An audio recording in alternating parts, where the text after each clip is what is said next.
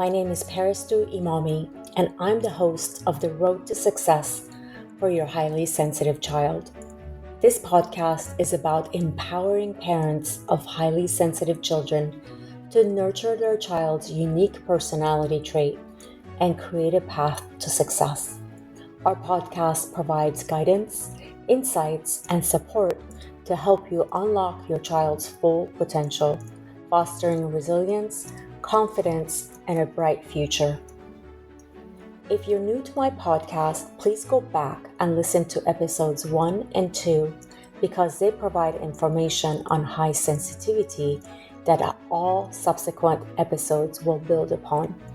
If you skip these episodes, you won't get as much out of this and all subsequent episodes. To book a private coaching session with me, please visit my website at parentinghsc.com. If you're a woman leader in the corporate world and know or suspect that you're highly sensitive, the Grit Collaborative Mastermind might be for you. It's a small, invitation-only community for perceptive and empathetic women leaders to safely share their challenges and their wins, and to learn from each other and from the trained executive coach who facilitates the group conversations. The next cohort of women leaders launches September 19th. For more information, go to the link in the episode description or visit www.rercoaching.com/grit-public. Today's episode is a continuation of the role of a balanced meal to fuel your highly sensitive child with my amazing guest, dietitian, Mr. lucas.gabes. Can you tell us a little bit about prebiotics? What are they and what are some sources of them? Right, yeah, so prebiotics are pretty much the food that the probiotics are going to be eating. So we have to feed our probiotics, and what they eat is fiber, both soluble and non-soluble fiber. So this is why it's so important to be eating things like fruits and vegetables to feed these microbes in our gut. Okay. And what are some examples of prebiotic foods? Mostly all fruits and vegetables are going to have a good source of fiber. And any food that's rich in fiber is going to be a good prebiotic. Got it. Okay. And that's good because I eat a lot of, I didn't know about this before you, but lucky for me, I love fruit and it's big part of our cultures to have fruit. Like you don't skip a day, with not having fruit. It just doesn't happen in our culture. It's just part of our lifestyle, I guess. So thankfully I was already eating prebiotics. I just didn't know it. Let's talk about foods that would be triggers. So I know that some children are, they may have certain sensitivities to food. What are some of the culprits that cause sensitivity, especially when it comes to children?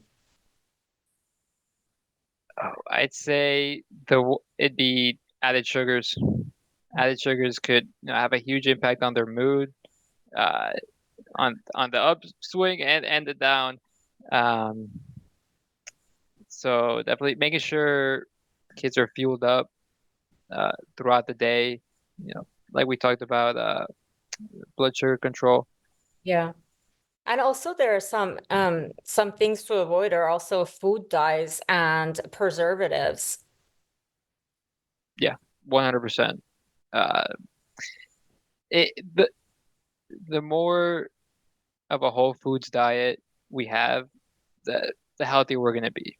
Yeah. Like one of the things I didn't know is with the food dye, I didn't know that you could be sensitive to them, that certain food dyes are actually not used outside of the US. Um, and I was shocked by that, oh, there are countries that will not allow you, like they're regulated where you cannot put a certain food dyes like red and orange, I think. You can't use it in their country. And I'm like, wow, I didn't know that because every time I would eat, like once in a blue moon, when I go get my nails done, they have Starburst at their counter. So like once in a while, I'll take an orange and a red one. And every time afterwards, I don't feel good. And then after I read this article, I realized, oh my God, that's why I don't feel good because the Starburst that I choose are the red and yellow one. I mean, orange ones. Wow. Yeah. Yeah. Definitely. Europeans have better processed foods than us and better whole foods than us because even if we get the organic strawberries, it's not going to be as good as their regular strawberries. Yeah. Oh yeah. And the smell is magnificent Yep. too. Yeah. Taste way better. So now let's talk about some factors that are as far as like healthy lifestyle is concerned. I know, of course, healthy eating is really a health part of a healthy lifestyle, but also important things such as consistent sleep routines are very important for highly sensitive children and adults for that matter. Because remember, you told me that I have to go to bed at a certain time and wake up at a certain time. So I need to be consistent in that, which I wasn't. I was basically going to bed whenever I felt like it and waking up whenever. And after you told me the importance of having that consistency, it's really helped, even though I'm an adult. So I can't imagine like this must be even like 10 times more effective for children because they need sleep, obviously, a lot more than adults do. One of the huge benefits that I think the garden could provide for the children is a connection with their food. Mhm. For them to be able to see how just one little seed in the ground could provide an abundance of food and the flavor, how much better it is compared to store bought. Yeah, Uh, and also growing with the plants. Let's say they're 4 years old and they plant a fruit tree. No, by the time they're 10 years old, that tree is going to be providing an abundance of fruit yeah, that they could share with their friends and be like, "Hey, look, I planted this. This is," yeah, and it's. I think it's if they're not able to, if the parents aren't able to help create a garden at home, looking for local resources, community gardens, yeah, um, or if not, even visiting farms, small farms, supporting small farmers. Uh, I think will have a huge impact in uh, the child's diet. yeah. Even if they don't have access to a garden, maybe they could just plant something small that they could have um, indoors or on the balcony, like tomato plants, for example. Children love picking out tomatoes or strawberries, something that kids really love. So I remember Alexa really loved it when she would grow with my mom. They would grow various vegetables. Um, and she just absolutely loved picking it and just watching it grow. And she looked forward to coming to my parents' house so that she could see how much that, plant had grown since the previous time that she saw it. Yeah, she really loved it.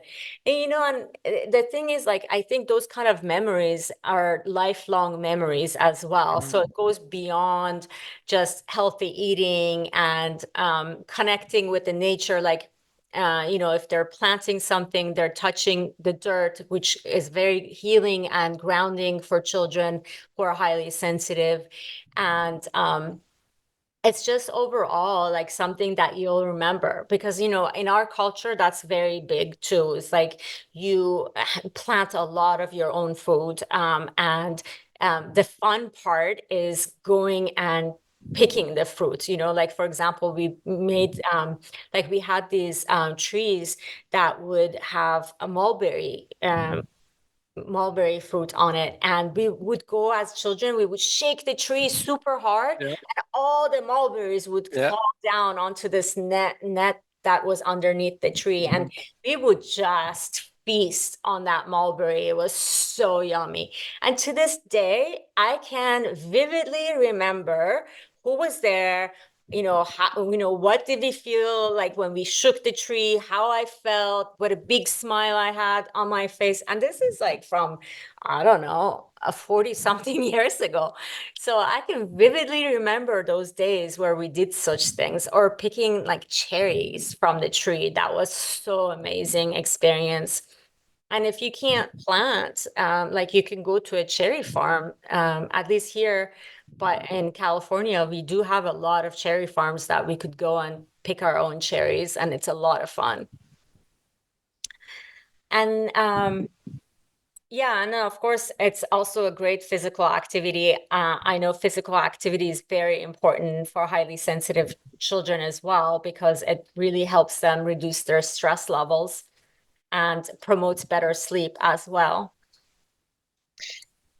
And kind of like with the garden, you get out of it what you put in. So if you want it to be, popping, growing a bunch of food, you gotta be out there taking care of it, being present with it, looking at, observing, seeing what needs to be done. Really, the garden teaches us what needs to be done. If the plant has a certain bug eating it, it's like, why is this bug eating my plant? It teaches you things, and Yeah, these kind of lessons and just being present out there, I think it's like yeah. it's like meditative. Yeah, absolutely. And actually, that's perfect, because that's the next and last topic on this in this section is mindfulness and relaxation techniques. Um, yeah, so really introducing mindfulness practices to your child is really important. Deep breathing exercises are important, and guided meditation can really help as well. This is really, I think I have an episode on somatic practices. Somatic practices are something that are talked about more and more these days, and that they're so helpful, even with me, with the illness that I have. Um, that's how I came to know about it, is because the illness that I have is something that is not well known, and there's not enough research on it, so doctors can't help me very much. And so, of course, highly sensitive people, when we don't have the knowledge that we need, we go seek it. We are very much knowledge seekers. We love to learn. And so, even though I'm not a doctor, I read tons of articles and tons of various um, books to figure out how I can help myself, because my illness has to do with my nervous system. And so I learned about somatic practices, which I do every single day. It's part of my routine for waking up in the morning and my bedtime routine. And it's so, so transformative. It just really helps you regulate your nervous system in such an impactful way. And you'll notice the change in your body immediately. It's not like meditation where you have to do it over a very long period of time to see, like, to actually feel the benefits. The benefits are there. It's just that you don't feel it until you've practiced it for a while. But with somatic exercises, you do have to be regular at it. It's not that I'm saying you can do it whenever you feel like it. No, it has to be consistent daily routine, but you feel it every single time you do it. And it's just, that's a huge motivation, because when you see, especially as a child, when you see something is helping you with something um, so hard for a child, when your nervous system is not regulated, for a child, that's very challenging. So when they see that something can help them so easily, then they tend to be more motivated to do it. And then they'll remember also, when they're in a place where they really need that help, they remember how to help themselves through doing somatic practices. So that's really also very important. Yeah, definitely these powerful strategies to, you know, calm our body and go back to, grounding ourselves. One a tip that I heard a long time ago that it could be helpful for those listening is the world's shortest meditation Mhm. is one full conscious breath. Oh, So wow. breathing in and then breathing out, exhaling, the world's shortest meditation. I love it. I like that a lot. And that's very good for children because a lot of times that's all they need is just to breathe very consciously and slowly and just Right. closing their eyes and just feeling their breath. That by itself could be extremely calming for them, depending 100%. on the situation. So now let's talk about practical tips for parents. Meal planning. I know that you helped me with meal planning as well. So can you give us some tips on meal planning for the parents? Meal planning for with kids is definitely a challenge, especially when they have different food preferences. Let's say, what veggie are we going to make tonight when one child likes someone, the other one doesn't? I think starting with just maybe one meal at a time, Mhm. breakfast or maybe lunch. It really depends on the person to see what will be most impactful for them and their situation. But maybe just starting 1 day a week or 2 days a week with Mhm. one meal and slowly building up that momentum. Small, manageable steps at a time, Yeah. especially when it comes to meal planning, because it could very easily be overwhelming. It's like, Yeah. um, so yeah, small steps at a time, seeing where you want to start and just focusing on that. Yeah. And I also think involving the child is really helpful as well. Because when a highly sensitive child feels that they're involved in the process, whether it's meal planning or choosing an outfit or choosing the snack that they're going to eat at school, like they're going to take to with them at school, they want to be a part of it. And once they are made a part of it, they feel much more engaged and therefore are much more willing to participate and take, like, be okay with whatever it is that you're planning together. Like as far as the meals, if they had a say in what you're planning, it's going to go much smoother. Yeah, well, involving the kids in the kitchen, depending on their age, Mhm. there's different activities that they could help with in preparing the food.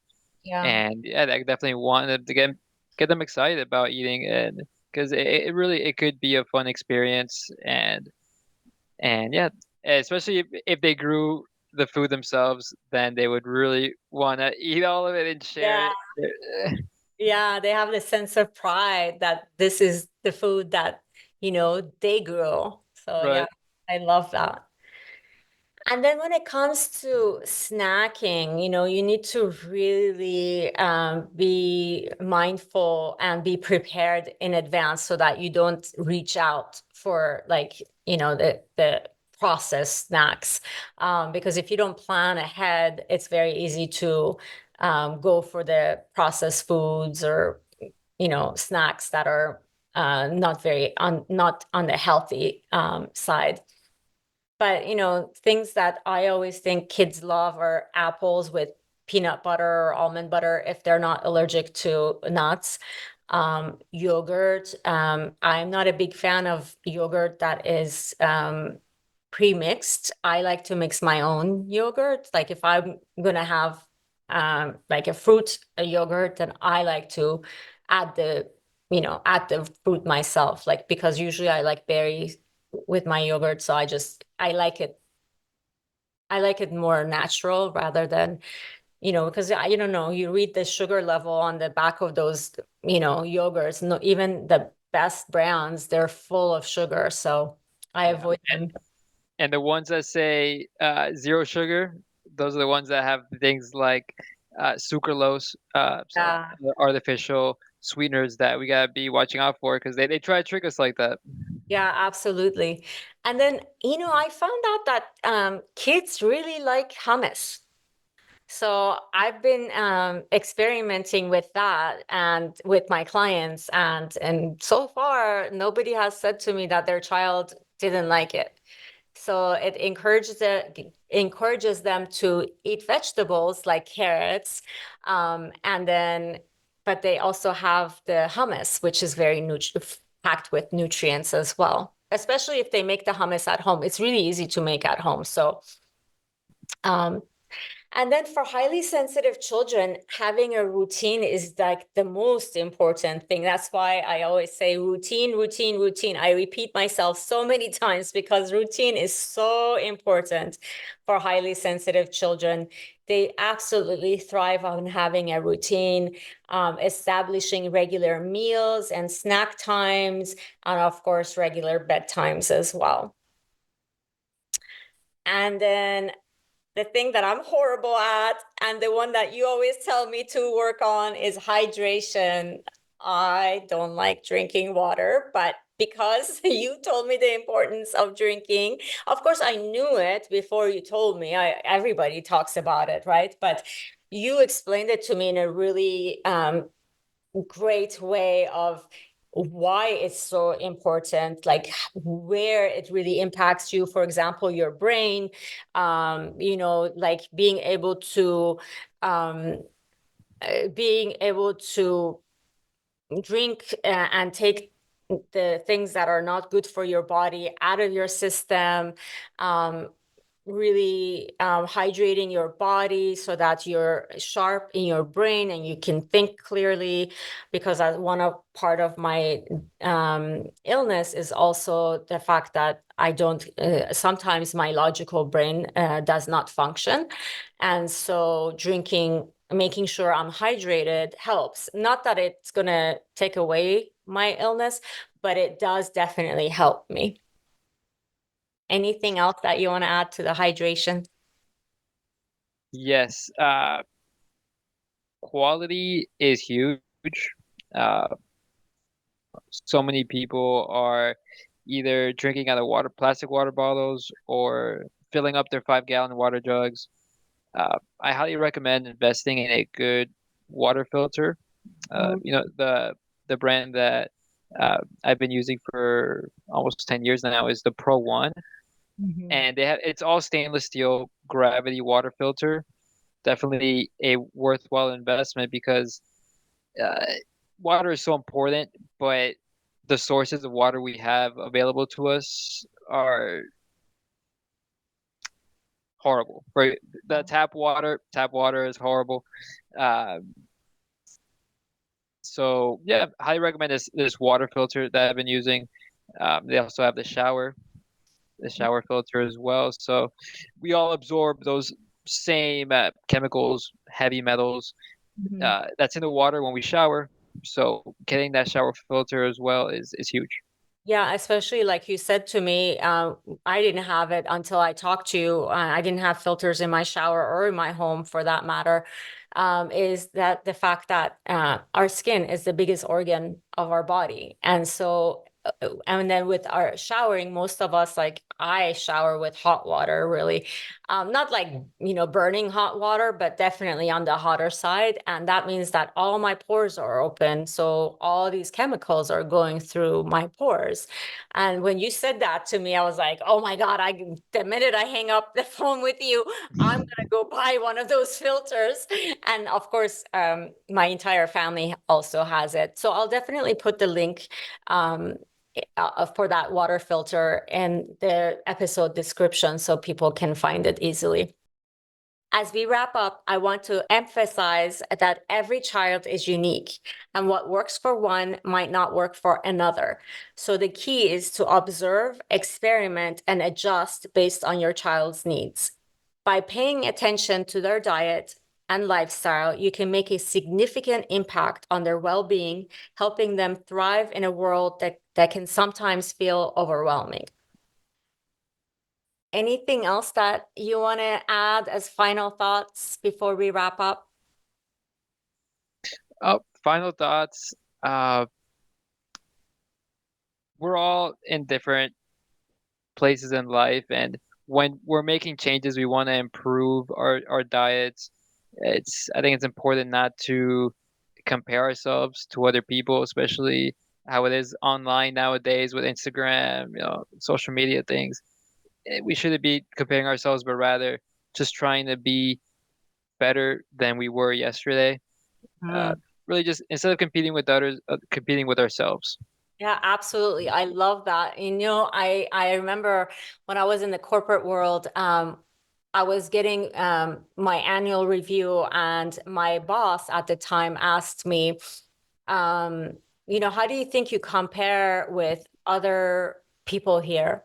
And I said, oh, I never compare myself with other people here because we're all unique, and we all do different work. And even though we're all program managers, but we have different clients, and because our role was client facing. And I said, each client is different. So there's no way I could compare myself to another PM, and I won't. All I do is compare myself to myself. Am I better each day? Like, Right. am I better than I was yesterday? Am I better than I was, a week ago, and so on? And I remember I looked at him, and he was just staring at me like, oh, that's a good way of thinking. I never thought about life that way. But you're right. Absolutely. It's true that we shouldn't be comparing. I think comparison is the thief of happiness. And I definitely agree that, we should only compare ourselves to ourselves and try to be the best version of ourselves. And we do that anyways, as being highly sensitive people and children. We strive to be our best version. That's just part of our DNA. We were born that way. And I think, it's just something that is inherently part of us anyway. Mhm. But we have to learn not to compare ourselves to other people. That we definitely need to make sure we don't do that. So thank you so much, Lucas. It's been amazing having you here with me, sharing your knowledge. I know you've had such a huge impact on my life, and I really enjoy having my sessions with you. Every time we have a session together, I'm like looking forward to it, wondering what you're going to teach me next, thinking that there's nothing else you have to teach me, and then you surprise me every single time. Um, so thank you so much for being willing to take time out of your busy schedule. I know you're extremely busy, and helping me spread the word about sensitivity and how we can set up the children to have a successful life. Oh, thank you so much. It was a pleasure, and maybe some other time we could get more in depth on some of these topics. Yeah. And yeah, I'd love to be back as well. Yeah, thank you. And yes, listeners, you definitely want to work with Lucas. I will put his information in the episode description as well. Feel free to reach out to him. And bonus is that I didn't know this, but your insurance most likely also covers consultation sessions with a nutritionist. So I know my insurance covers it. So just look into that as well. So most likely there's little or no out-of-pocket cost to you as well.